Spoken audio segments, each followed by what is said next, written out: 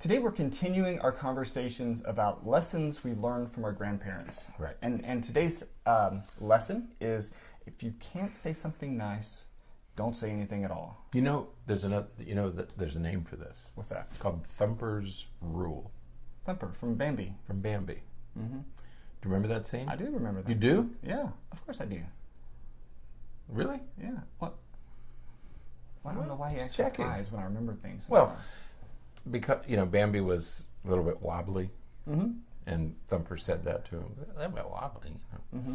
Mother said, Bambi. Can't say something nice. Can't say something. Thumper. If you can't say something nice. No, he said, Thumper, can't say something nice. Don't say anything at all. Right. So that was one of several moral lessons. And I also didn't know that Thumper reappeared in The Lion King. Lion King 1.5 or something. Oh, one of the subsequent, yeah. Came out later. Anyway, also known as Thumper's Rule. Mm-hmm. Of course, we don't know where it came from, where it originated. But the idea that if you don't have something nice to say nothing at all. Napoleon Bonaparte had a slight permutation of this thing that said, if you can't improve on silence, don't say anything. Yeah. Good idea, too. Right. But as you approach the holidays and all those family discussions, mm-hmm. which we'll talk about later in the week. Yeah, on Saturday we're going to talk about sort of the rule of you should avoid the topics of politics and religion. Certain topics should be avoided at all costs. They're just not worth wading into. Mm-hmm. Unless you want to ruin the Christmas holidays, in which case you could set that up for Thanksgiving, and That's right. you could alienate your entire family at Thanksgiving so you don't have to buy Christmas presents. See, that's a great idea. So if you really don't want to be there for Christmas, just bring up some of these things. Yeah. Bring up politics, religion, other topics that would alienate anybody. Yeah. And you could escape the Christmas holidays. Could be a good strategy. Right. No, we're only teasing. But we are going to get into a little bit of a strange territory this morning. Right.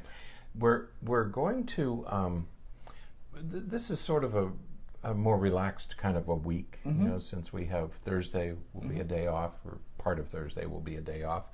Mm-hmm. But so we want to enjoy ourselves a little bit this week, and we're going to venture into an article today by Megan Gill, mm-hmm. Who addresses this topic in a very different kind of way. Right. And we're going to move in some directions that Dr. Berney and I typically don't venture into. Right. So stay with us. And so generally speaking, the idea behind if you don't have something nice to say, don't say anything at all, is that we should be hesitant or cautious or resist the tendency to be overly critical, to be negative towards other people. And generally speaking, that's a good rule. It's a good idea to avoid some of those things because it brings conflict, it brings confrontation, mm-hmm. and it brings just negativity to most of environments. Right. It's one of the most frequently used phrases, I guess, of parents. Honey, if you don't have anything nice to say, and it's one of the little lessons that we mm-hmm. teach our children. It's also a reminder for older children. So it probably it applies across the lifespan. That mm-hmm. if you don't have something nice to say, maybe it's best not to say anything at all. It also comes under that broad heading of Sigmund Freud said famously one time, there are no jokes. Right. People say, oh, I was just teasing, or I was just kidding.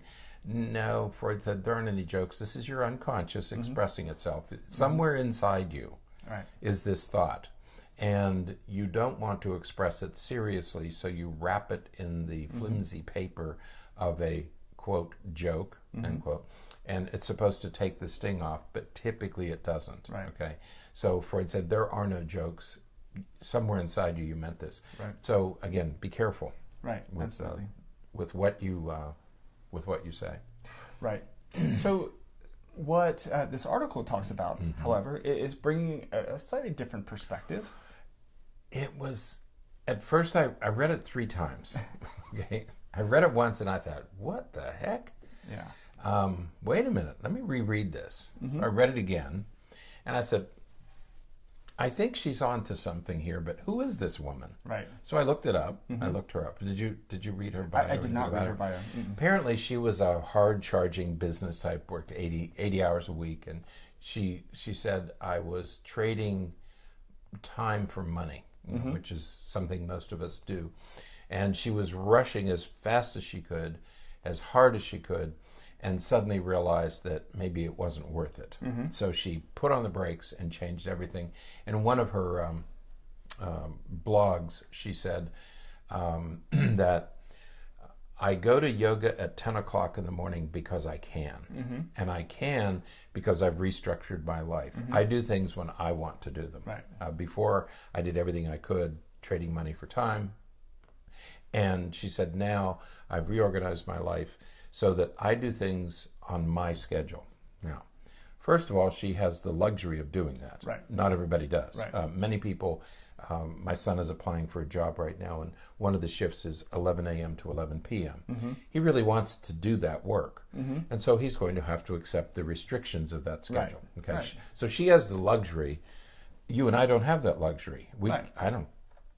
I guess if we started at 11, we'd have to start at noon. If we worked out at 10 in the morning, we'd have to start here at noon by the time you got home, took a shower and everything, which means you'd have to work until 8 or 9. So we're just shifting our clock. Okay. But so she has the luxury. I don't mean that in any critical way, but she has that luxury, and in a way, we can all envy her that she has that ability. So that's number one. Number two, and this is where it gets kind of weird, but interesting. Weird, but interesting.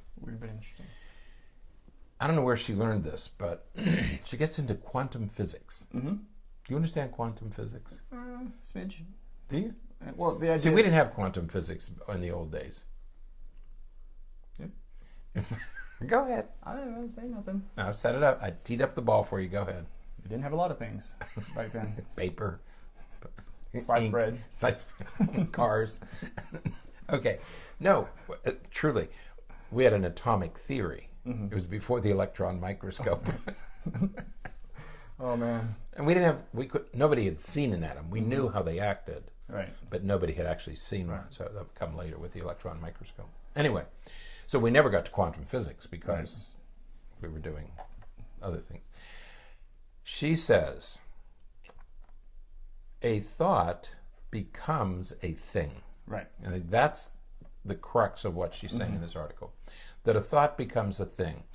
And the quantum physics part of this, and I would love, if any of you know quantum physics, please help me out with this, because I don't, that if you break down an atom, and you break it down and break it down and break it down, you finally get to, you move from particles to waves.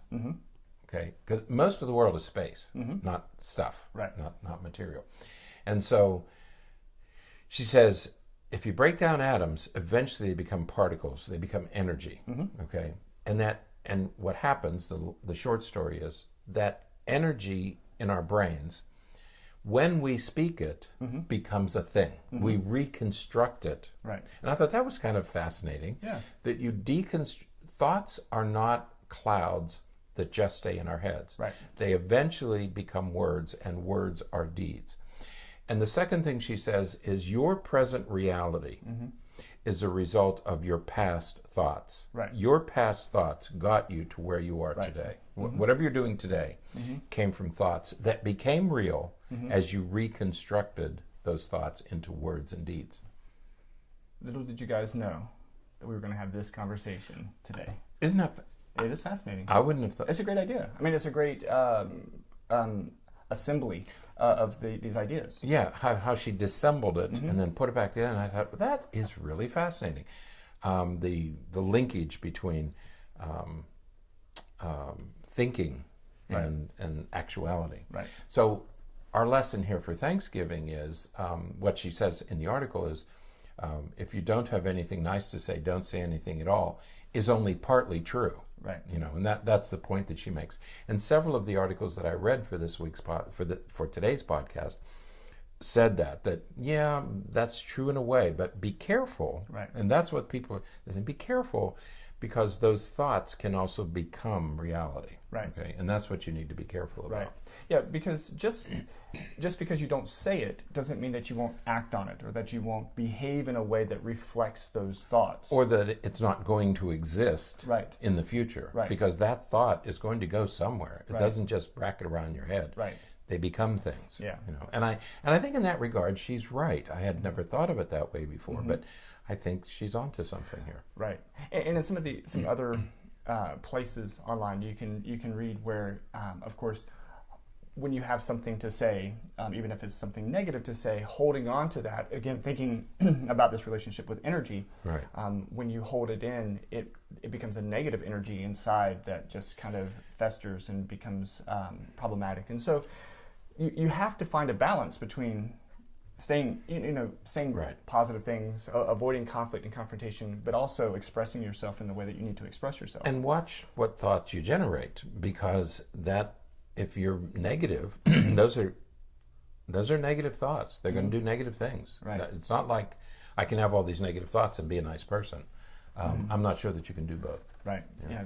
There has to be some a balance between those things. But the reason this is odd is because as neuropsychologists, we typically think of material and matter and energy and real things that we can get our hands on, neurons and chemicals and structures in the brain. So to move in this direction of subatomic discussion and energy and waves and all that, it's a little bit off-center for us. Yeah. But interesting, fascinating, and some truth to it. Well, and I do look forward to a time when we know more about that, because there are so many quantum theories out there related to the relationship between particles and waves and how different things behave at different times. This isn't a place to get into it, but and the way in which particles change their behavior at different times is fascinating stuff. So, but you're right. The idea that when we hold negative thoughts, just because we keep them inside doesn't mean that they're not going to manifest at some point. And I think as you think about today's, we have a day or two left before we get to Thanksgiving, right? And, as you think about Thanksgiving Day and what you're going to be doing and the people you're going to be with, try to generate some positive thoughts. There has to be something positive somewhere. Either a relative that you do like to spend time with, or things that you like to do with your kids, or maybe you ought to eat at the kids' table this year or something. Right.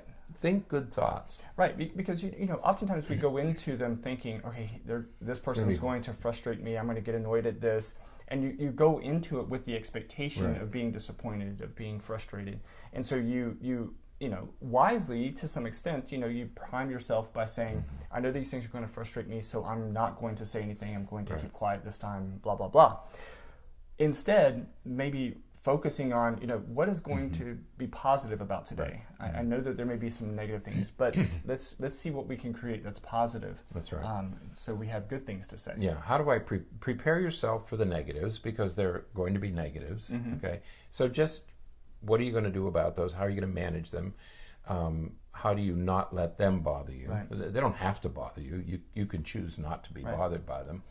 And on the other hand, think about the good things, the people you do want to reconnect with and spend some time with, and go into it with that in mind. Absolutely. So, all right. Well, that is it for today. Until next time, stay happy, stay healthy, and forget to be afraid.